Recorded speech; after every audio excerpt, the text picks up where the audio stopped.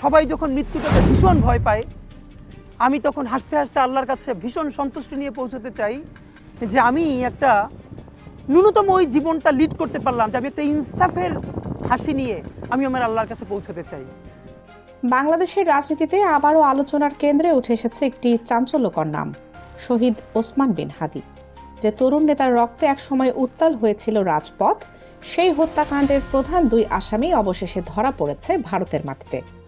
শুনতে হয়তো মনে হতে পারে এটা ন্যায় বিচারের পথে বড় এক অগ্রগতি, কিন্তু প্রশ্ন হচ্ছে, এই গ্রেফতার কি সত্যিই ন্যায় বিচারের সূচনা, নাকি এর আড়ালে লুকিয়ে আছে আরও বড় কোনো রাজনৈতিক সমীকরণ, কূটনৈতিক দর কষাকষি কিংবা আঞ্চলিক ক্ষমতার খেলা? আজকের এই ডকুমেন্টারিতে আমরা খুঁজে দেখব ফয়সাল করিম মাসুদ ও আলমগীর হোসেনের গ্রেফতার আসলে কতটা স্বস্তির খবর আর কতটা নতুন এক রাজনৈতিক রহস্যের সূচনা। ইনকিলাব মঞ্চের সাবেক মুখপাত্র শহীদ ওসমান বিন হাদির নির্মম হত্যাকাণ্ডের প্রধান অভিযুক্ত ফয়সাল করিম মাসুদ এবং তার সহযোগী আলমগীর হোসেনকে ভারতের পশ্চিমবঙ্গের বনগাঁও সীমান্ত ঘেঁষা পোয়ানগাঁও এলাকা থেকে আটক করেছে ভারতীয় পুলিশ। এই খবরটি সামনে আসার পর স্বাভাবিকভাবে অনেকের মনে স্বস্তি ফিরেছিল, কারণ দীর্ঘদিন ধরেই এই দুই অভিযুক্ত পলাতক ছিল। কিন্তু ঘটনা এখানেই শেষ নয়। ভারতীয় পুলিশ তাদের বিরুদ্ধে মূলত যে অভিযোগ মামলা করেছে তা হলো অবৈধ অনুপ্রবেশ। আর এখানেই তৈরি হয়েছে নতুন প্রশ্ন, কারণ সাধারণত ভারতে অবৈধ অনুপ্রবেশের মামলায় এত দীর্ঘ 14 দিনের রিমান্ড খুব একটা দেখা যায় না। এই সিদ্ধান্ত রাজনৈতিক বিশ্লেষকদের মনে নতুন সন্দেহের জন্ম দিয়েছে। অনেকে মনে করছেন এটি কেবল একটি সাধারণ আইনি প্রক্রিয়া নয়, বরং এর পেছনে থাকতে পারে দীর্ঘমেয়াদী কৌশল। বাংলাদেশের রাজনৈতিক ইতিহাসে এমন ঘটনা কিন্তু নতুন নয়। অতীতে আমরা দেখেছি অনেক গুরুত্বপূর্ণ ব্যক্তি বা অপরাধী ভারতের মাটিতে আশ্রয় পেয়েছেন অথবা দীর্ঘদিন সেখানে অবস্থান করেছেন। 2015 সালে আন্তর্জাতিক অপরাধ ট্রাইব্যুনালের সাক্ষী সুখরঞ্জন বালিকে ঢাকা থেকে নিখোঁজ হওয়ার পর কয়েক বছর পর ভারতের একটি কারাগারে খুঁজে পাওয়া যায়। একইভাবে বিএনপি নেতা সালাউদ্দিন আহমেদ রহস্যজনকভাবে নিখোঁজ হওয়ার পর ভারতের মেঘালয়ের শিলং শহরে তাকে উদ্ধার করা হয়। তিনি দীর্ঘ সময় সেখানে অবস্থান করেছিলেন আইনি জটিলতার মধ্যে। বাংলাদেশ থেকে হাজার হাজার কোটি টাকা আত্মসাৎ করে পালিয়ে যাওয়া পিকে হালদারকেও শেষ পর্যন্ত ভারতেই গ্রেফতার করা হয়েছিল। এসব ঘটনায় দেখায় বাংলাদেশের গুরুত্বপূর্ণ অনেক ঘটনার সাথে ভারতের ভূখণ্ড কোনো না কোনোভাবে জড়িয়ে পড়েছে। এই প্রেক্ষাপটে অনেকে আশঙ্কা করছেন ফয়সাল করিম মাসুদকে হয়তো দীর্ঘ সময় ভারতের আইনি প্রক্রিয়ার মধ্যে আটকে রাখা যেতে পারে, আর সেই সময়টাকে ব্যবহার করা হতে পারে কূটনৈতিক বা রাজনৈতিক চাপ তৈরির হাতিয়ার হিসেবে। রাজনৈতিক মহলের একটি অংশ মনে করছে এই ঘটনাকে কেন্দ্র করে দুই দেশের মধ্যে গোপন আলোচনাও হতে পারে, কারণ আন্তর্জাতিক রাজনীতিতে প্রায়ই দেখা যায় গুরুত্বপূর্ণ কোনো ব্যক্তি বা মামলাকে কূটনৈতিক তাস হিসেবে ব্যবহার করা হয়। এই ঘটনার আরেকটি গুরুত্বপূর্ণ দিক হলো গ্রেফতারের খবরটি প্রথমে বাংলাদেশের স্বরাষ্ট্র বা পররাষ্ট্র মন্ত্রণালয় থেকে আসেনি, বরং তথ্যটি জানানো হয়েছে সামরিক বাহিনীর জনসংযোগ শাখা ISPR এর মাধ্যমে। তাদের দাবি অনুযায়ী বাংলাদেশের প্রতিরক্ষা গোয়েন্দা তথ্যের ভিত্তিতেই ভারতের পশ্চিমবঙ্গ পুলিশ অভিযান চালিয়ে তাদের আটক করেছে।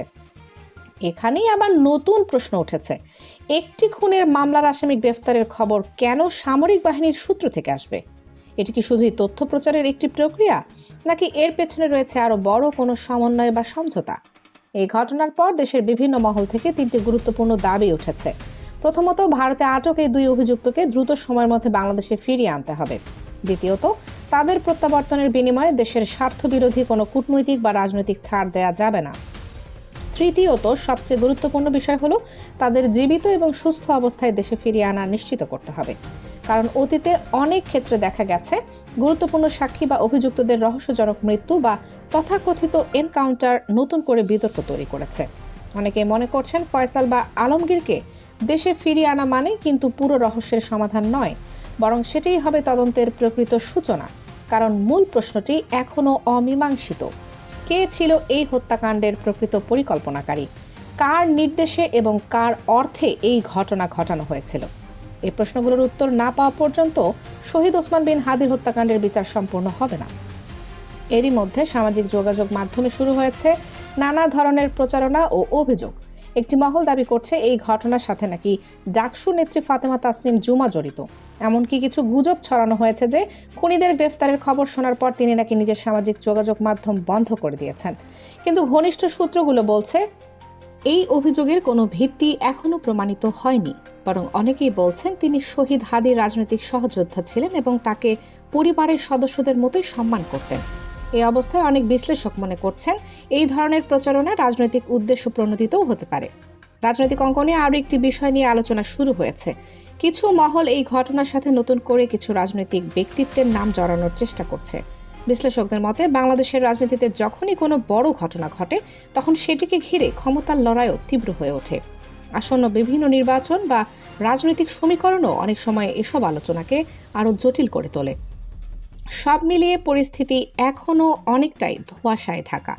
একদিকে খুনের প্রধান অভিযুক্তদের গ্রেফতার, যা নিঃসন্দেহে গুরুত্বপূর্ণ অগ্রগতি, অন্যদিকে রাজনৈতিক ব্যাখ্যা, কূটনৈতিক হিসাব নিকাশ এবং সামাজিক মাধ্যমে ছড়ানো প্রচারণা সব মিলিয়ে বিষয়টি নতুন এক বিতর্কের জন্ম দিয়েছে। এখন সবচেয়ে বড় বিষয় হলো স্বচ্ছ তদন্ত এবং দ্রুত বিচার নিশ্চিত করা, কারণ শহীদ ওসমান বিন হাদির রক্ত শুধু একটি রাজনৈতিক দলের নয়, বরং বাংলাদেশের রাজনীতিতে ন্যায় বিচারের প্রশ্ন তুলে ধরছে। এখন প্রশ্ন আপনার কাছে, এই গ্রেফতার কি সত্যি ন্যায় বিচারের প্রথম ধাপ, নাকি এর পেছনে লুকিয়ে আছে আরও বড় কোনো রাজনৈতিক খেলা? আপনার মতামত জানাতে পারেন মন্তব্যের ঘরে। আর এমন গুরুত্বপূর্ণ বিশ্লেষণ ও ডকুমেন্টারি দেখতে চাইলে অবশ্যই চ্যানেলটি সাবস্ক্রাইব করে পাশে থাকা বেল আইকনটি অন করে রাখুন।